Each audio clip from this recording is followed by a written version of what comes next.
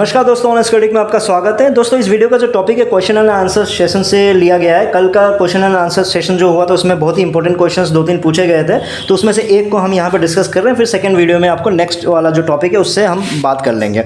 तो इस वीडियो में हम डिस्कस करेंगे कि जो टीम समरी को लेकर जो क्वेश्चन पूछा गया था उसी से रिलेटेड, कि एक फाउंडर ने ये पूछा था कि भाई जो आपका टीम समरी है वो क्यों नज़र नहीं आ रहा, क्यों फाउंडर्स को ये दिखाया नहीं जा रहा कि उसके नीचे की जो टीम है इतनी बनी हुई है। क्योंकि फाउंडर्स का एक बेनिफिट बताया गया था कि फाउंडर्स को, अगर आपको याद होगा, पुराने फाउंडर्स को याद होगा, तो आपको बताया जाता था कि फाउंडर का ये फ़ायदा कि आपको टीम बिल्ड करने का मौका मिल रहा है। जब टीम बिल्ड करने का मौका मिल रहा है तो उन्होंने टीम बिल्ड कर दिया। जब टीम बिल्ड कर दिया उसके बाद फिर पता चल रहा है कि टीम नज़र नहीं आएगा, तो उन्हीं को बोलेगा क्यों नज़र नहीं आ रहा है, कम से कम आप इतना ही तो बता दो कि काउंट कितना है, नीचे का काउंट कितना है। तो इस पर ऑलरेडी मैंने एक पुराना वीडियो बनाया था जिसमें आपको पता, मैंने क्लियरली बताया था कि ये इंपॉर्टेंट क्यों है कि आपको आपके नीचे कितनी टीम है आपको जानना क्यों ज़रूरी है। तो उसको लेकर हम यहाँ पर डिस्कस नहीं करेंगे, पुराने वीडियोज़ में आपको मिल जाएगा, वहाँ से चेक कर सकते हो। लेकिन यहाँ पे जो आंसर्स दिए गए थे उन आंसर्स को ही हम एनालिसिस करने की कोशिश करेंगे और जानने की कोशिश करेंगे कि वो आंसर कितना वैलिड है या फिर वैलिड नहीं है। तो चलिए पहले आंसर्स को जानने की कोशिश करते हैं। तो सबसे पहले एक्चुअली 3 लोगों ने इन पे आंसर्स दिया था, अपने अपने व्यूज़ दिए थे। तो सबसे पहले धिल्लन जी का ले लेते हैं। तो धिल्लन जी ने कहा था कि देखो, जो डायरेक्ट है, डायरेक्ट ही आपकी मेहनत है, बाकी नीचे जो जो बनते जा रहे हैं तो भाई वो उसमें आपका एफर्ट है ही नहीं। वो नीचे वाले काम कर रहे हैं, मान लो 10,000 तक आपने किया, फिर उसके बाद 15,000, 20,000, तो ये नीचे जो बनते जा रही है, एग्जाम्पल मैंने खुद आपको समझाने के लिए दिया कि जो 20,000, 1 लाख की टीम बन जाती है तो 20,000 कैसे हुआ, 30,000 कैसे हुआ, 80,000 कैसे हुआ, उससे आपको मतलब नहीं होनी चाहिए, क्योंकि वो आपका एफर्ट नहीं है। आपका एफर्ट ओनली किससे, डायरेक्ट से। तो डायरेक्ट ही आपको नज़र आती रहेगी। और ये MLM कॉन्सेप्ट नहीं है कि आप नीचे कितना जुड़ रहा है, एक के नीचे एक के नीचे एक, तो ये आपको समझने की ज़रूरत नहीं है, क्योंकि MLM कॉन्सेप्ट पे काम नहीं करता आपका ऑन पैसिव। फिर आपका इसमें शीनू बंसल जी हैं, तो उन्होंने भी अपनी राय दी थी। उन्होंने ये कहा कि देखो, ऑन पैसिव जो है इन सब से बहुत ऊपर जा चुकी है कि भाई टीम समरी, किसके नीचे टीम स्ट्रक्चर क्या है क्या नहीं है। क्योंकि का जो उन्होंने जो लॉजिक दिया और उन्होंने जो बातें बताई वो ये बताई है शीनू बंसल ने कि फ्यूचर में क्या होने जा रहा है कि आपके नीचे इतने कस्टमर्स जुड़ेंगे, इतने रीसेलर्स जुड़ेंगे, भाई आपको टाइम ही नहीं होगा कि मेरे नीचे कौन लगा है, किसके नीचे कौन लगा, लेफ्ट में कौन है, राइट में कौन है, कौन कहाँ से जुड़ रहा है, पैसे कैसे कमाई आ रही है। आप टाइम तो छोड़ो, आपको देखने का भी मन नहीं करेगा कि कैसे हो रहा है ये चीज़ें। तो इन सब से ऑन पैसे बहुत ऊपर जा चुकी है, तो इसलिए जो कॉन्सेप्ट है बहुत ही अलग है। और बाद में फाउंडर्स खुद कंफ्यूज हो जाएंगे कि भाई ये क्या हो रहा है, मतलब इतनी टीम है। अब अगर आप स्ट्रक्चर देखने की भी कोशिश करोगे तो आप कंफ्यूज हो जाओगे, क्या चल रहा है क्या नहीं चल रहा है, उसके नीचे क्या है, उसके नीचे कौन है, तो वो कन्फ्यूजन होगा। तो इन सब को दूर करने के लिए ही ये जो टीम समरी है आपका हटा दिया गया है। उसके बाद ममता जी ने भी अपनी राय दी। तो उन्होंने फिर एग्जांपल दिया यूट्यूब का कि देखो, यूट्यूब में भी ऐसे ही होता है कि कैसे कमाई हो रही है, कितनी हो रही है, कैसे हो रहे हैं। मतलब यूट्यूब आपको एग्जैक्टली नहीं बता रहा है कि भाई कैसे कमाई हो रही है, कौन जुड़ रहा है, किसके वजह से कमाई हो रही है, तो वैसी चीज़ें यूट्यूब नहीं बताता। तो ये 3 आंसर्स दिए गए थे, तो इन्हीं आंसर्स को हम जानने की कोशिश करते हैं, एनालिसिस करने की कोशिश करते हैं। तो सबसे पहले तो मैं बस इतना ही कहना चाहूँगा कि बुरा मत मानिएगा जिन्होंने भी ये आंसर्स दिया है, लेकिन इन आंसर्स का मुझे लगता है कि जो लॉजिक और फैक्ट्स से दूर दूर का नाता नहीं है। क्योंकि अगर फैक्चुअली आप उसको देखोगे, लॉजिकली आप देखोगे, तो मतलब आंसर्स एकदम ही हेवा है। मतलब कुछ भी जैसे इधर उधर के आंसर्स दिए गए हैं वैसा ही आपको फील होगा। ऐसा मैं क्यों बोल रहा हूँ, तो अपने पॉइंट्स को भी रखूँगा, तो आपको अगर गलत लगता हो सकता है, मैं एकदम 30 मार खा तो हूँ नहीं, तो मैं भी अपने लॉजिक्स अपने तरीके से सोच के बोलता हूँ। तो आपको अगर गलत लगता है कुछ इसके पीछे का, मैंने जो बताया उसके पीछे का लॉजिक्स गलत लगता है, तो आप कमेंट करके डेफिनेटली बताइए। अब जब सबसे पहले धिल्लन जी पे आ जाते हैं, तो धिल्लन जी के जो आंसर्स दिए थे उन्होंने यही कहा था ना कि डायरेक्ट आपकी मेहनत नहीं है, प्लस ये MLM कॉन्सेप्ट नहीं है। तो पहली बात मैं बताना चाहूँगा धिल्लन जी की, देखिए ये आप एकदम सही बात नहीं बोल रहे हो, ये गलत है। क्योंकि बहुत सारे ऐसे केसेस हैं जिसमें आप ये नहीं आप पता नहीं मानोगे नहीं मानोगे, क्योंकि जो अपलाइन होता है वो बेचारा पूरा दिन भर मेहनत करते रहता है, पूरा हफ्ता वही मेहनत करते रहता है। नीचे वाले उसके टीम में बस इतना ही काम करता है कि अड़ोसी पड़ोसी को उठा के ले आता है, बोलता है कि भाई आ जा, एक बार सुन तो ले क्या बोलना चाह रहा है। वो बेचारा लेके उठा के लेके आ जाता है। वो बेचारा जो लीडर है उसका डायरेक्ट तो नहीं है, लेकिन वो दिन भर समझाने में लगा हुआ है। मतलब प्रोडक्ट समझाया उसने, उसके बाद कन्विंस किया उसको ज्वाइन करवाने के लिए। क्यों? क्योंकि वो टीम बिल्ड कर रहा था। उसके बाद अब जो लेके आया, जो नीचे वाले ने काम क्या किया, बस एक ही काम किया ना, वो बंदे को उठा के लाया है ना। तो ये बात गलत है कि जो ऊपर वाला मेहनत नहीं करे, जो डायरेक्ट है बस उसी की मेहनत है, ऐसा नहीं है। अब अपना एग्जांपल ले लो ना, आप भी तो रोज़ आके मीटिंग करते हो, आपकी बातों को लोग सुनते हैं, फिर इंस्पायर होते हैं, फिर जुड़ते हैं, तो इसमें आपकी कितनी मेहनत है।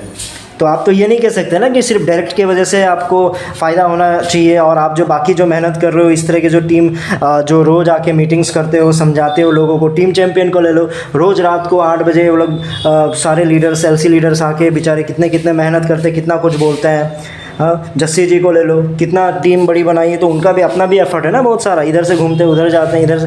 तो ये बात बोलना गलत है कि सिर्फ डायरेक्ट की वजह से, जो डायरेक्ट है वही आपकी मेहनत है, नीचे वाली आपकी मेहनत नहीं है। ये आप लोगों को समझ में आ गया होगा। बाकी जो MLM कॉन्सेप्ट नहीं है उस वजह से आप उसको टीम को, स्ट्रक्चर को भूल जाओ, तो ये भी देखो ये गलत बात है, क्योंकि जब आप जुड़वाए थे तो MLM कॉन्सेप्ट ही था। अभी आपने चेंज कर दिया, वो अलग कहानी है। लेकिन उसका ये मतलब नहीं है कि आप उनको ये बोलो कि भाई हमने टीम जो जोड़ा था आपने उसको नहीं दिखाएंगे क्योंकि हम MLM नहीं है।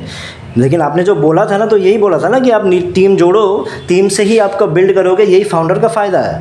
तो अब सिर्फ MLM को बदनाम कर करके इस मुझे नहीं लगता कि आपको ये बोलना चाहिए कि भाई ये हटा दो, MLM कॉन्सेप्ट नहीं है। हर चीज़ में टेक्नोलॉजी में टाइम लगता है, और MLM नहीं है बोल के अब हर चीज़ को रफा दफा करना भी मुझे लगता है कि सही आंसर नहीं है।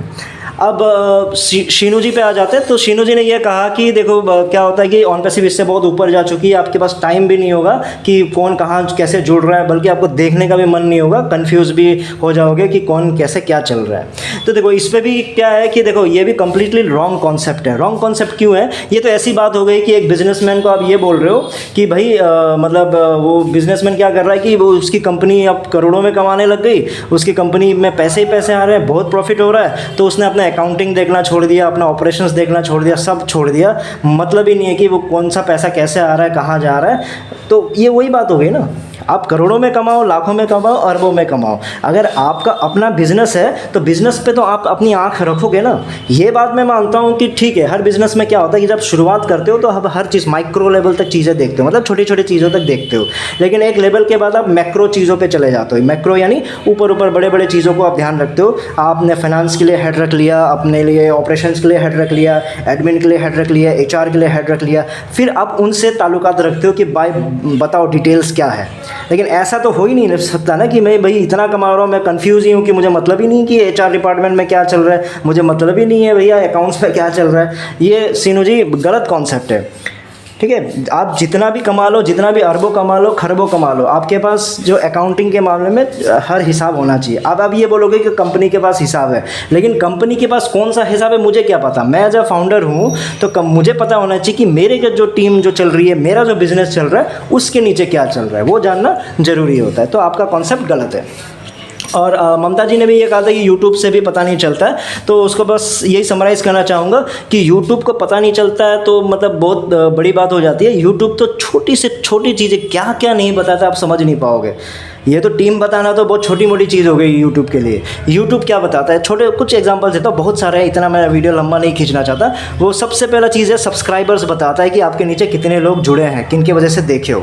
ठीक है, तो वो चीज़ आपको बताता है। और प्लस ये भी बताता है कि भाई आपके इतने लोग जुड़े हैं, तो जो जुड़ने वालों में से कितनों ने देखा है। और बहुत लोग को ऐसा होता है ना, जैसे मेरे वीडियोज़ को भी बहुत लोग ऐसे देखते हैं जो मेरे को सब्सक्राइब नहीं किए, लेकिन बस थोड़ा सा कमेंट या फिर गाली देने के लिए देख लेते हैं। तो वैसे भी होते हैं। तो वो भी बताता है कि कितने लोग जो सब्सक्राइब नहीं किया, आपकी टीम में नहीं है, जो जुड़े नहीं है, उन्होंने भी देखा है।